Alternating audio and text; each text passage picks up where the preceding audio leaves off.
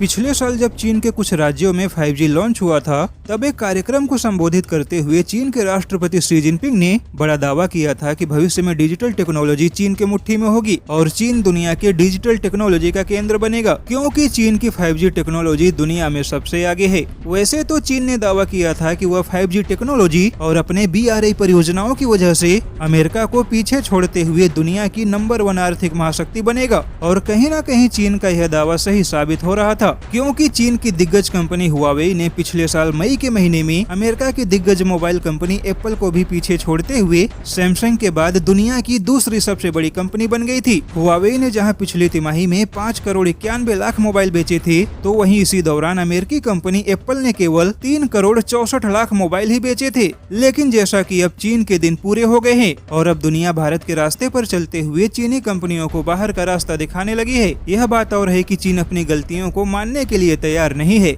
और न ही चीन अपना होने वाला नुकसान भी स्वीकार करने को तैयार है। कई सारे देश पहले ही चीन के हुआवेई कंपनी को बाहर का रास्ता दिखा चुके हैं, लेकिन अब यूरोपीय देश स्वीडन ने भी चीन के हुआवेई कंपनी को 5G के मामले में बाहर का रास्ता दिखा दिया है, और यह चीन के लिए सबसे बड़ा झटका है, क्योंकि यूरोपीय यूनियन ही एक ऐसा क्षेत्र बचा हुआ है जहां पर चीन को 5G टेक्नोलॉजी से अरबों डॉलर कमाने की उम्मीद है। हालांकि स्वीडन ने न केवल चीन के हुआवेई कंपनी को बाहर किया है, बल्कि यूरोपीय यूनियन के बाकी देशों से भी आग्रह किया है कि वह भी अपने देश में चीनी कंपनियों को 5G के विकास में जगह न दे। वैसे स्वीडन ने यह फैसला अपने देश के अंदर किए गए सर्वे के आधार पर लिया है। स्वीडन ने एक सर्वे करवाया जिसमें स्वीडन की 82% जनता ने चीनी कंपनियों को बाहर का रास्ता दिखाने की बात कही, और स्वीडन ने अपने देश की जनता की बातों को ध्यान में रखते हुए और चीन से होने वाले खतरे को भी ध्यान में रखते हुए चीन के दिग्गज 5G कंपनियों को बाहर का रास्ता दिखाने का फैसला किया है। अब ऐसे में देखा जाए तो केवल 1 साल पहले ही चीन ने दुनिया भर के 5G टेक्नोलॉजी पर कब्जा करने की बात कही थी, लेकिन अब वही चीन की 5G टेक्नोलॉजी शी जिनपिंग की तानाशाही की वजह से डूबने वाली है। और अब तो चीनी कंपनियों की हालत तो ऐसी हो गई है कि कोई भी